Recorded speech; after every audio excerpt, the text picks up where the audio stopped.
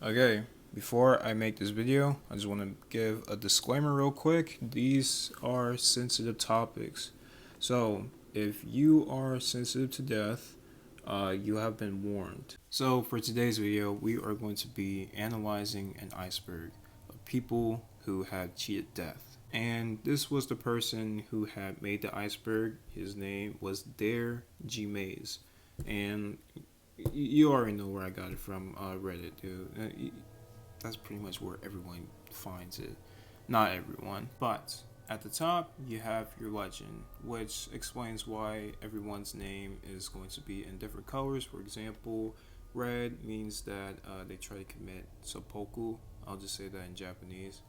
And some people are going to have the more or less symbol by their names, which means that their picture is going to be on the sidebar. So those are just examples. So all we gotta do now is break down the first tier and just get into the video. So first up, we have Jeanna Giese, a 15-year-old from Milwaukee, Wisconsin. And at the time, she was one of the first people to have ever survived rabies without any treatments or vaccinations. It was a normal day where she noticed that there was a bat laying on the ground. And Jeanna was heavily into animals, so she decides to pick it up. When she did, the bat bit her right on the finger. At the time, she and her family didn't think too much about it, so they just ignored it. So months and months goes past, and then that's where she started to notice the symptoms. When she was in a volleyball tournament, she noticed that she was seeing two balls at one time, so she was having double vision. So they go to the hospital and they check it out, and the results come back negative. They didn't know what was wrong with her. She later said that when she told the doctor about the bat incident, that his face went completely pale afterwards. Something made me tell him, she was bit by a bat. His face turned white. I'm not kidding. He looked, well, when did that happen? About a month ago? Well, and he made me tell him the whole how it happened and all that. And went over things again, her symptoms, and he says, I'll be right back. So the doctor later put Jeanna in the ICU, and then that's when the disease started to spread rapidly. So at this point, her parents had already accepted the fact that she was going to die. But the doctor knew how the disease worked. So basically how the disease works is rabies attacks the nervous system, specifically the brain. And it causes the brain to go haywire and make you act abnormal until death. The doctor thought that if he could shut off her brain for around 6 days, then maybe that would give her immune system time to build itself back up. 6 because it takes 5 to 7 days for the immune system to have an antibody response. This is very dangerous considering the fact that your brain is in charge of everything, your whole body, your lungs, heart, and if it's turned off for too long, even for as little as an hour, then that can do massive damage. So if you want to be technical, she actually did die. So the 6 days, they go by, right? And the doctor takes her out the coma. So they just sit there and wait. She opens up her eyes, and the first thing that she sees is her mother. And this right here is a good sign because that indicates that her brain and her body is basically fighting off the immune system. She was later put into physical therapy, learning how to read, write, walk, talk, all over again. And eventually she made a full recovery, and she's still alive till this day. She has a family, she got married, and she's still a really big animal lover. So before I made this video, I had no idea how serious rabies was. Even when I was a little kid, I thought that you couldn't even get rabies. I thought only animals can get it. Then when I got older, I thought, okay, it was just a flu, just no big deal. So I did my research, and in conclusion, if you ever happen to get rabies, get bitten by any stray dog or animal with it, you're basically The chances of you making a recovery, let alone even surviving rabies, is a whopping 0%.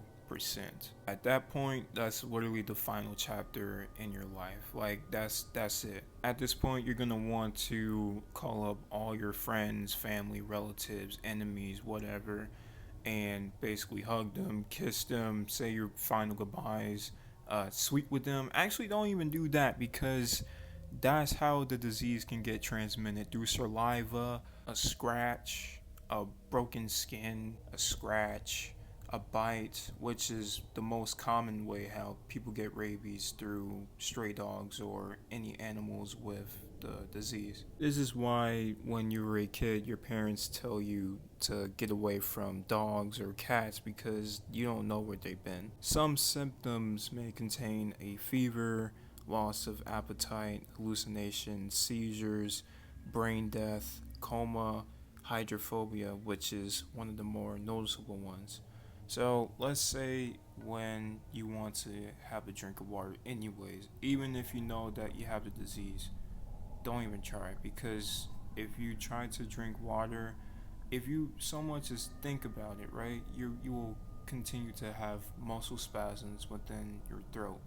On your final days of having the disease, you will probably fall into a coma or be in a state of paralysis before getting KO'd by drowning on your own saliva or having severe muscle spasms. So, out of the entire world, only 29 cases of people are on record to survive the rabies disease, and Jeanna is one of them.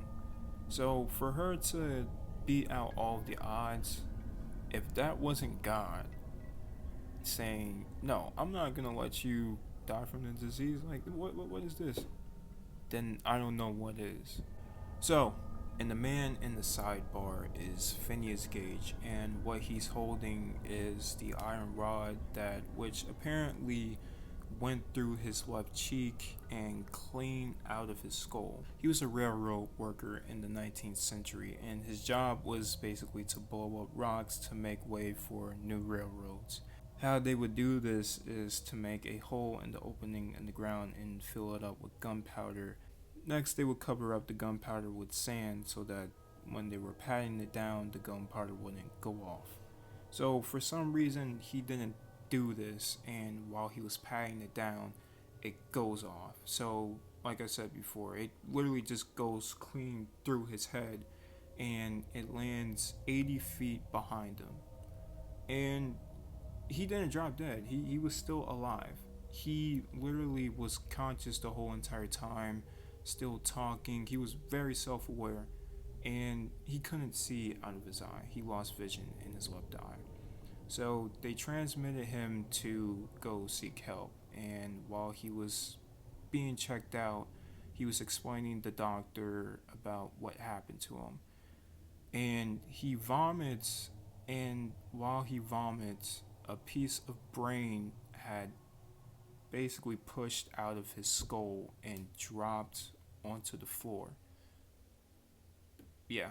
But all in all, he ended up making a full recovery. But the thing was, he wasn't really the same person. His frontal lobe was damaged, and that just kind of caused him to have a really big change in his personality.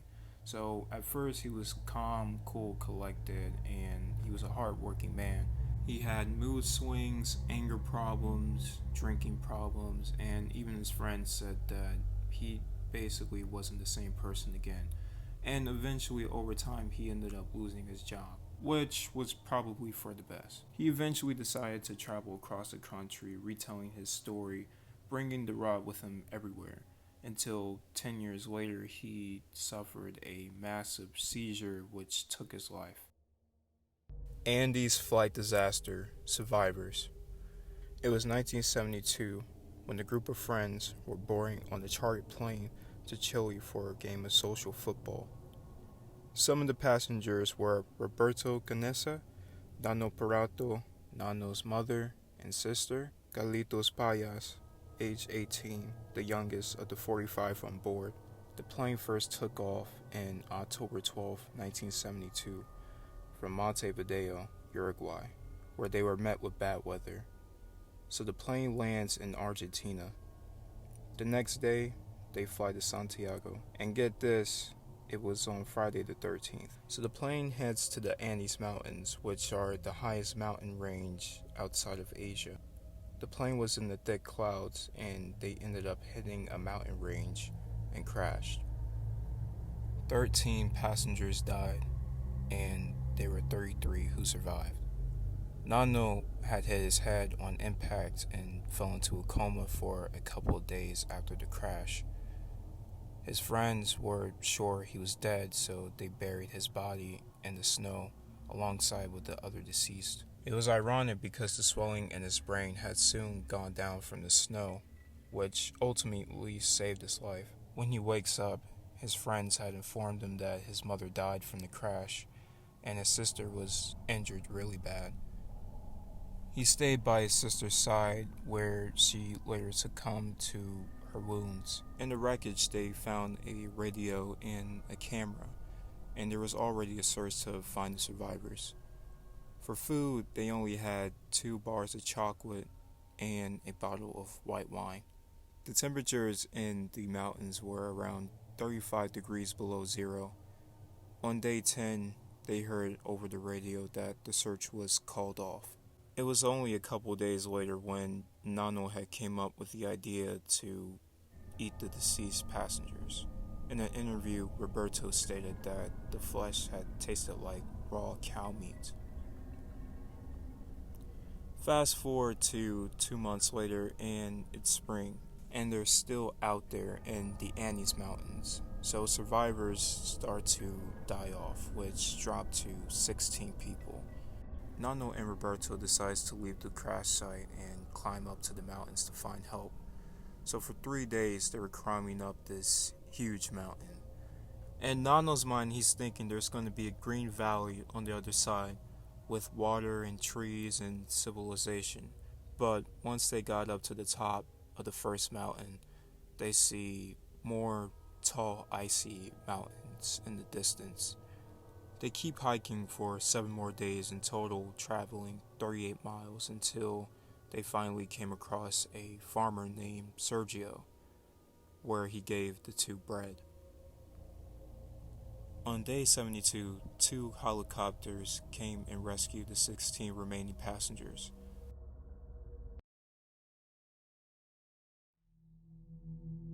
What you're seeing on the screen right now is a diver swimming at the bottom of the ocean to check out the tugboat Jaskin 4 site. And no, this isn't a rescue, because at the time they didn't know that a 29-year-old man was trapped. Harrison Okene was the ship's cook for a crew of 12 members on board. One night he was getting up early to go to the bathroom, and he was about to get ready to cook for the crew. And that's when an ocean swell had hit the boat. The boat was very inferior in size compared to the wave, and the wave was tossing the boat and sending it to the bottom. Inside the bathroom, Harrison was violently being bounced around. Harrison was trying to make his way into the hallway in the boat, where he sees 3 of the men get hit with a wall of water and taken away into the abyss, killing them instantly. As for the other crew, unfortunately, they were locked inside their rooms, and they were still sleeping. Every door that Harrison had encountered was locked, and this was to prevent pirates from stealing on the ship, which was the reason why they were locked in the first place. The boat turns upside down and ascends 100 feet to the bottom of the seafloor, and it's pitch black. Somehow there is still a pocket of air, and Harrison couldn't see anything. This didn't stop him, however, because he swam in the dark anyway, and he found a bigger air pocket in the engineer's office. He felt around in the room and found a mattress to keep afloat out of the freezing water.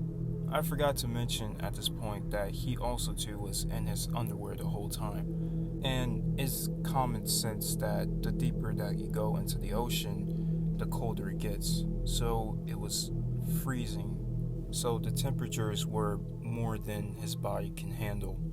He had no food at the time and only had a bottle of Coke to survive off of. Harrison also stated that he can also hear sharks feeding off of his crewmates. Fast forward to day 3, and his air pocket is now filled with CO2, and he was running out of time super quick. At this time, the rescue ship had located the area of where the ship sank. The divers were sent to the bottom to check out and recover corpses from the site. Harrison could hear one of them banging on the boat, but when he tries to bang on the walls on the ship, they couldn't hear him. But luckily, Harrison sees one of the divers' flashlight in the water and swim towards the light. How are you doing, Nico? Just talk to me and I'll help you, eh? Okay, so have you come into the next deck? Onto the main deck? Alright, so you should be walking on the ceiling, yeah? Okay. What's that? Oh, okay. Alright, you found one, yeah? He's alive! Okay, keep him there. Alright, just alright, just hold him there, okay? Just keep him there. Fucking hell, I don't know what we're gonna do. Alright, just keep him there and keep him calm, okay? Alright, just reassure him, pat him on the shoulder. Okay.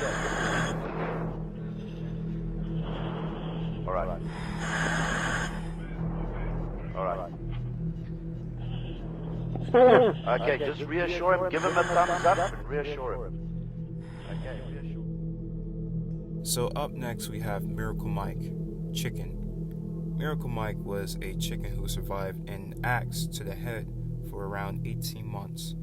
In September 10th, 1945, he was sold at a market in Fruita, Colorado, and his brainstem was still intact, which was the reason why the axe didn't kill him. He was still able to walk around and even attempted at times to crow. Lloyd Olson, the owner, had even once stated that the chicken was pecking at the ground attempting to get food. Lloyd decided to take care of the chicken and he fed him with an eyedropper. Lloyd traveled across the country to show off his headless chicken, and he was charging people 3 cents per person. He was making $4.5K a month, which in today's currency is $50,000 a month. On March 17th, 1947, Lloyd was feeding Mike when he had placed the eyedropper in the wrong opening, which caused Mike to choke to death. Lloyd had lied later to the press and said that he sold him.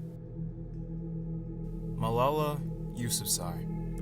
Malala Yousafzai is a Pakistani education activist for females, born in July 12, 1997. In 2007, the Taliban had just banned women from going to school and getting an education. On 2009, at age 11, she wrote a blog for BBC of Urdu, speaking out against the Taliban under the pseudonym Gul Makai, which was really smart because that same year they had made a documentary on Malala. This soon after followed with death threats to keep Malala quiet, but she still stood up to the Taliban for women to get an education.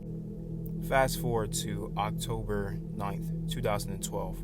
Malala is now 15 years old, and her classmates were on a school bus where 2 gunmen had approached the vehicle.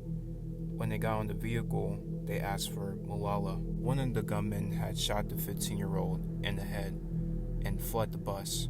So, how is this a miracle? Well, it turns out when the man had shot her, the bullet had somehow pierced her skin and slides past her skull, traveling alongside her face, busting her eardrum and hits her left shoulder, also suffering nerve damage in her face, and at this point she's in a coma. She was later rushed to the hospital where she was transmitted again to Queen Elizabeth Hospital in Birmingham, United Kingdom. Even though the bullet had missed her, they still had to remove a piece of her skull to help with the swelling in her brain. All in all, she had managed to make a full recovery, and 6 months later, she continued her activism. the Taliban was later denounced by feminist groups and human rights organizations. In response, the Taliban had denounced Malala, hinting they might plan a second assassination attempt, and felt it was justified. Malala's story had ended up becoming national news, and is the youngest person ever to be rewarded with the Nobel Peace Prize. In an interview with ABC News about the incident, she said, "I think death didn't want to kill me, and that God was with me, and the people prayed for me." Aron Rolston. This story is probably one of the most popular out of the bunch, and I'm sure you guys have heard of this one. The 27-year-old had just went on a hiking trip to the Blue John Canyon in April of 2023, and he didn't tell anyone where he was going, so I want you to keep that in mind. On his hike, he had came across a crevice in the canyon where an 800-pound boulder had fell on top of him. I got to a drop-off in this slot canyon in the middle of a very remote desert in southern Utah, and I dislodged a boulder. I pulled it down as I was descending this drop-off. The boulder fell from my head as I was now underneath it, and as I put my hands up to try to block it from crashing into my skull, that my hands, one got smashed, and then as the boulder ricocheted, my right hand became trapped by this rock as it slammed into a new spot between these very narrow walls. So this bus tire sized boulder now was trapping me in a 50-foot deep slot canyon, 5 miles from the nearest dirt road and hours from a phone or pavement or running water or help. He's stuck down there for 127 hours, or 6 days, and his options were running out fast.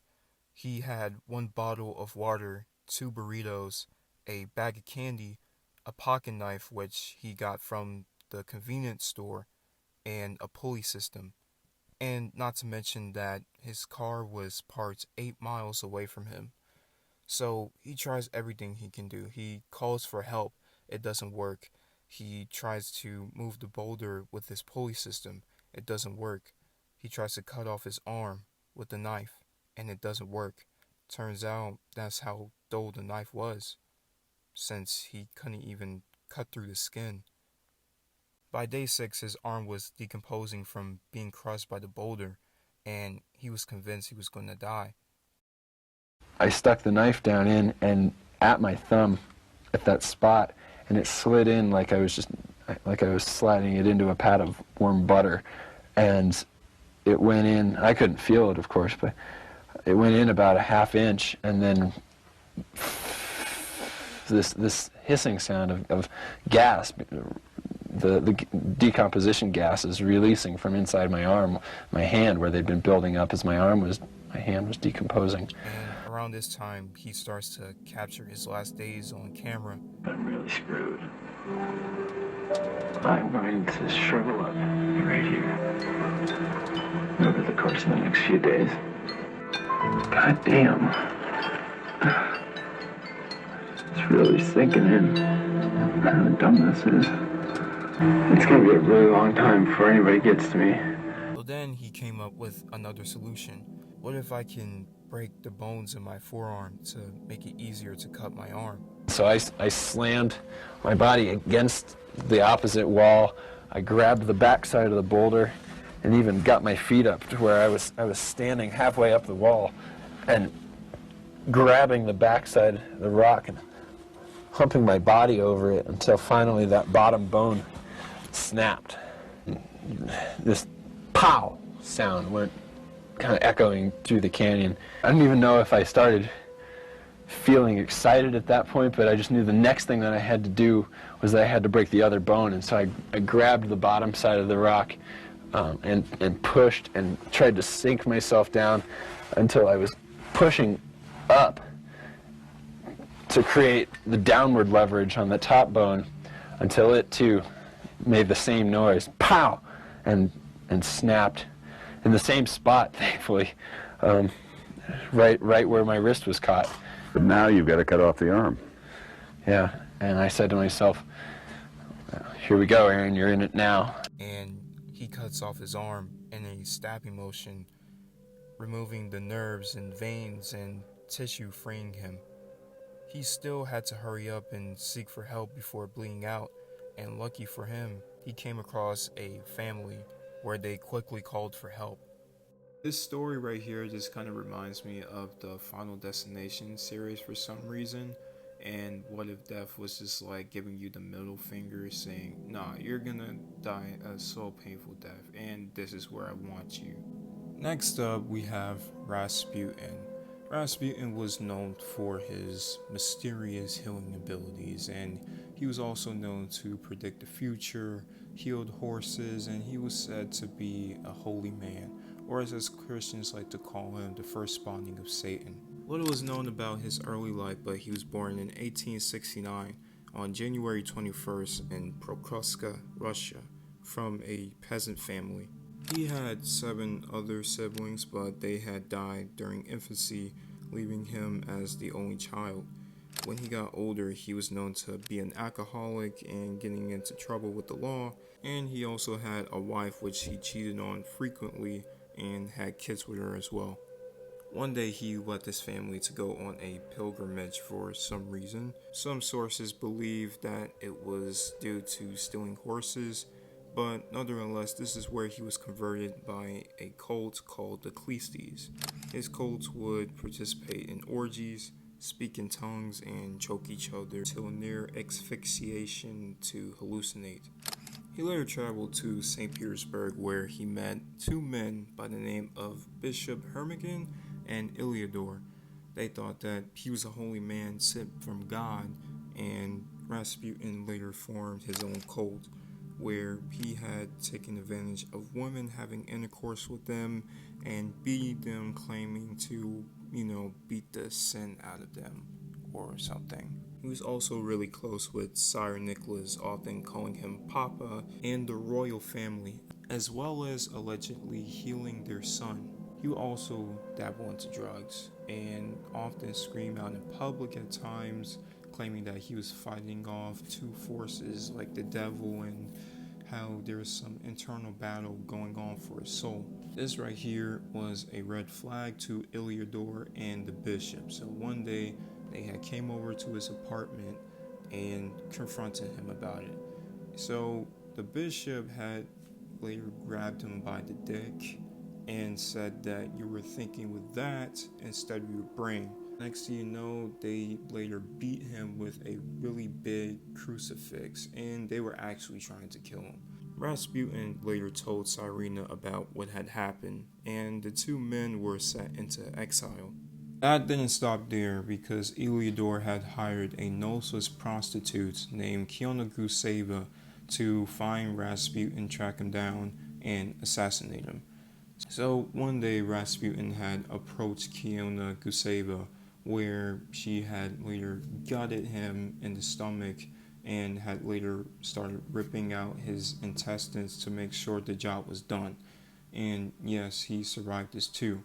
So while he was getting recovered, he basically made a full recovery, but his health was slowly deteriorating. On that same day, Frank Ferdinand was killed, which basically started World War I. Rasputin had later begged and pleaded to Tsar Nicholas to not go to war, which he later ignored. He had predicted that he was going to die soon, and later had sent a letter to the royal family around this time too, indicating that they may die as well soon too.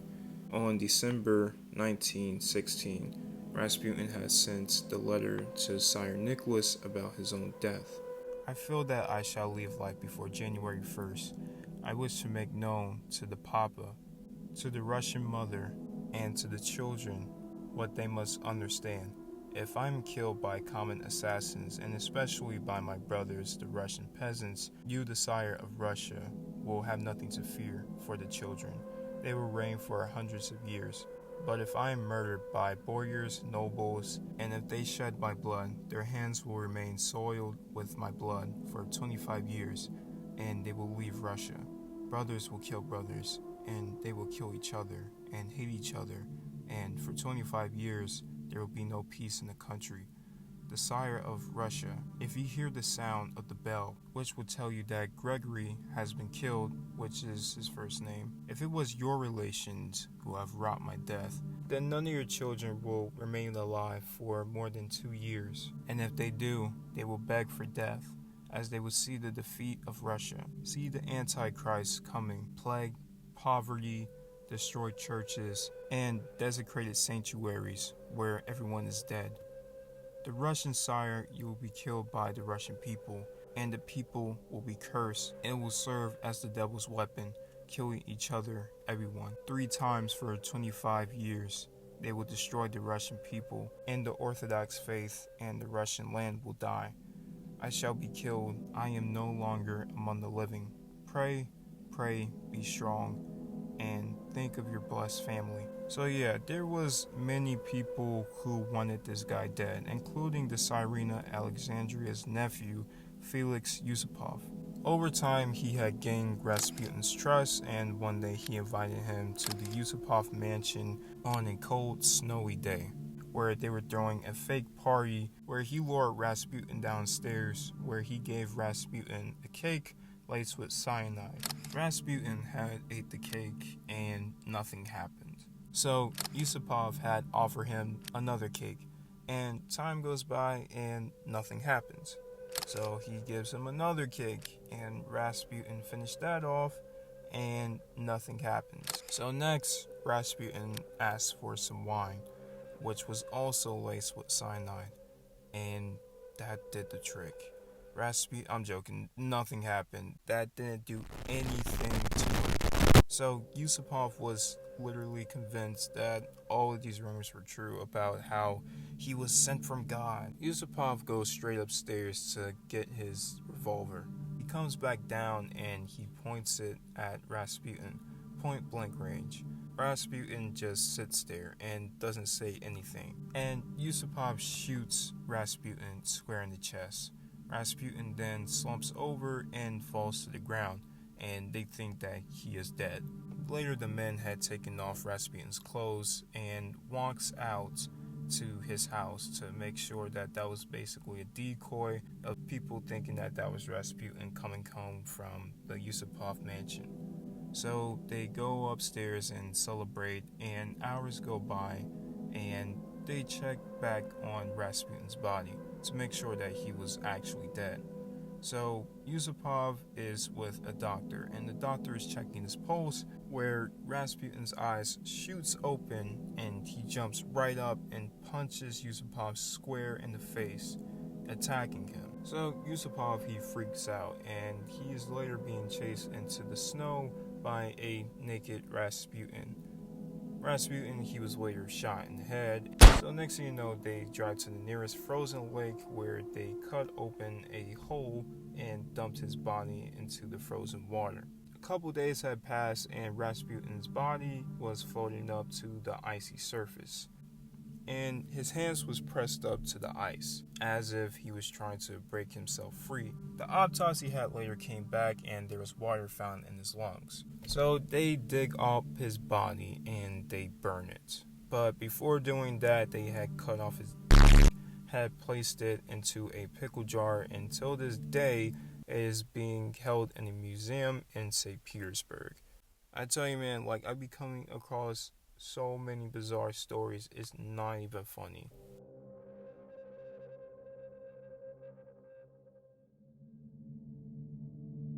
Julian Koepcke. Julian Koepcke was a sole survivor of a plane crash. It was stuck in the Amazon forest for 11 days. Juliane had just graduated on December 23, 1971.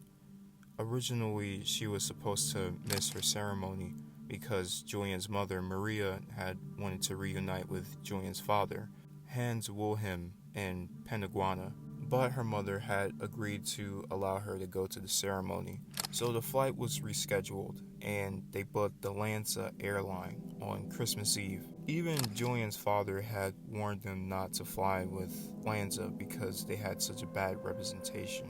During the flight, the plane was struck by lightning.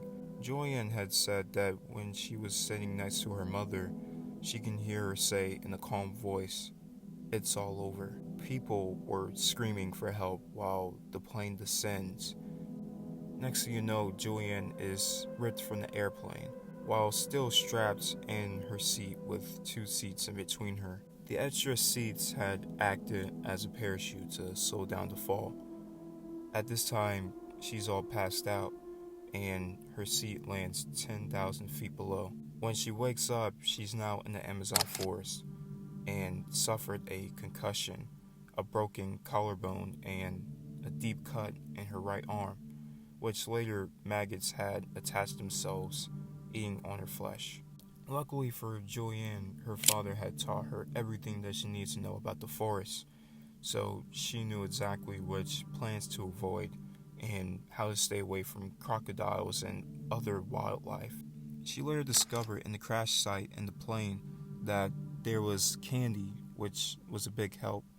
On day 9, she managed to find a boat, but no one was on the boat at the time. Then she takes the gasoline to help treat the maggots and managed to get most of them off. An hour later, fishermen had found her and gave her first aid. She was in the forest for 11 days and eventually she was airlifted to a hospital where she later reunited with her father.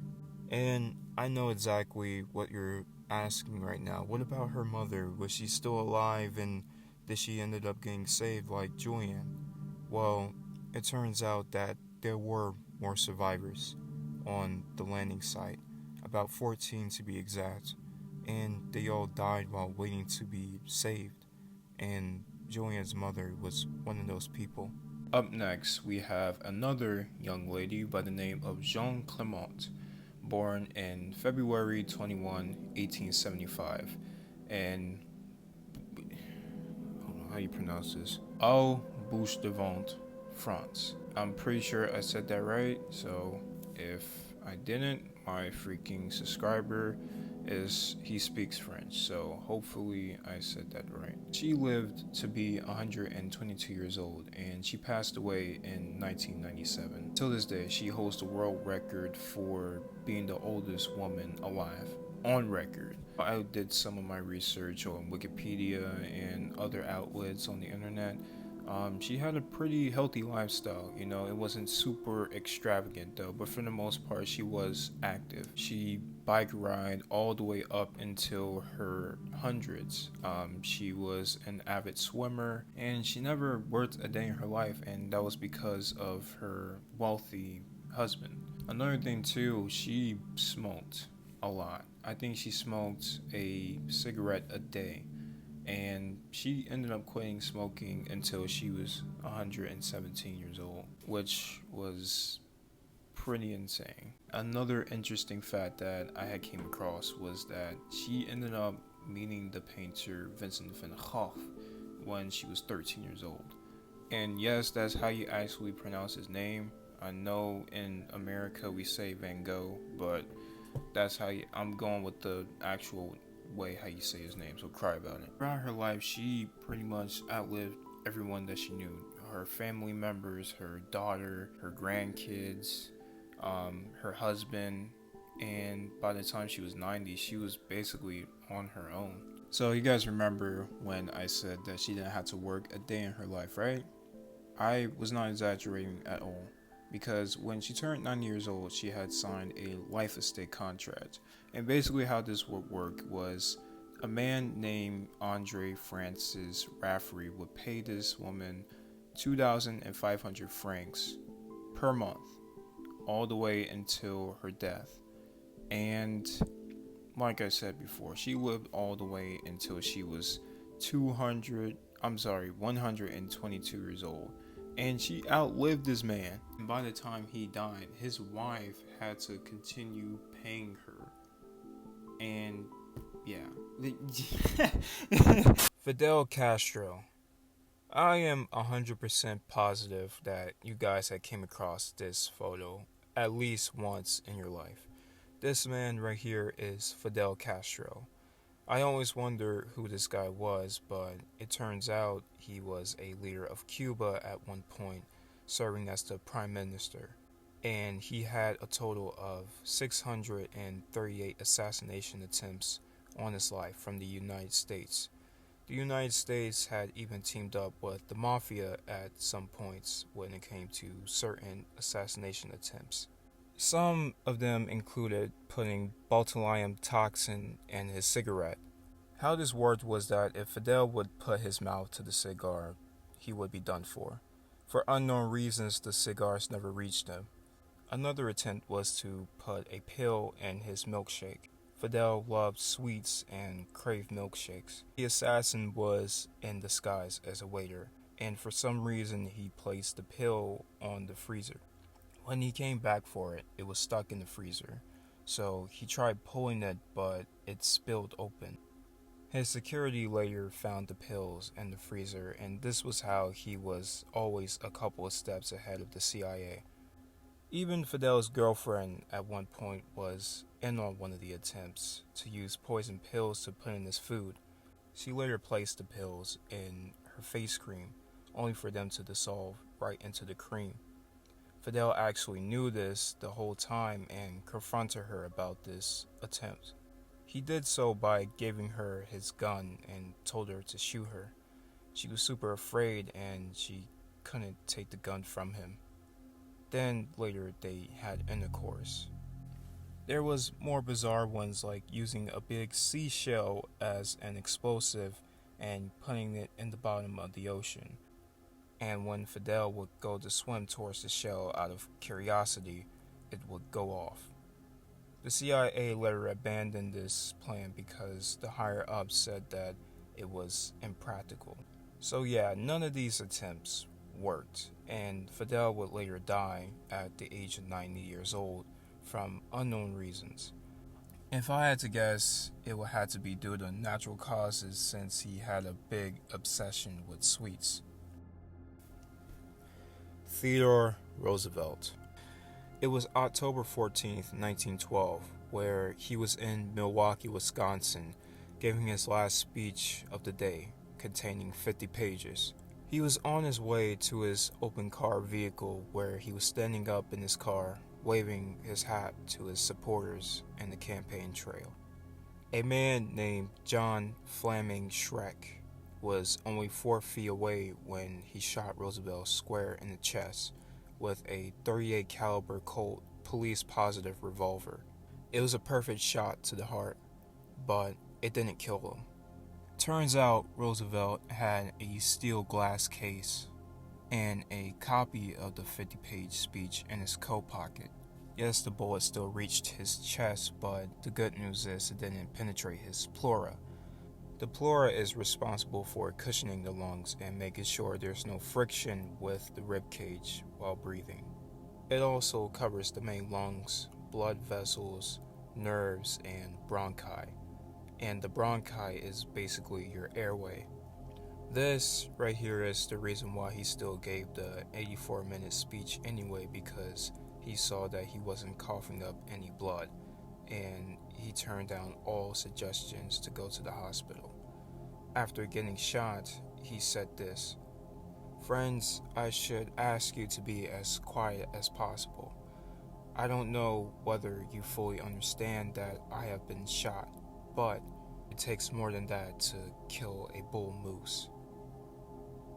After the speech, he obviously went to the hospital and took him 2 weeks to recover. And he still kept the bullet with him throughout the rest of his life. The man who shot the president had tried to go with the insanity defense, but the judge was unconvinced and he was sentenced to indefinite institutionalization. So up next we have George Bush, and I know I think there was 2 assassination attempts on his life, but this one I didn't even know that this recently had happened. So there was another assassination attempt that had occurred in 2022. So this was last year. So the mastermind behind this assassination attempt was a man named Shahab. So his objective was to sneak other assassins and weapons onto the Mexican border. And you won't believe how these people got caught. So in March 23rd, 2022, the FBI had decided to do a search warrant on Shahab. And they go through his phone and they see messages about the assassination attempt on his WhatsApp account. That's right, these guys got caught through a WhatsApp messaging chat. So the reasoning he wanted to kill the president was because he thought that he was responsible for the many deaths of Arrakis and the reason why Arrakis had ended up separating in the first place.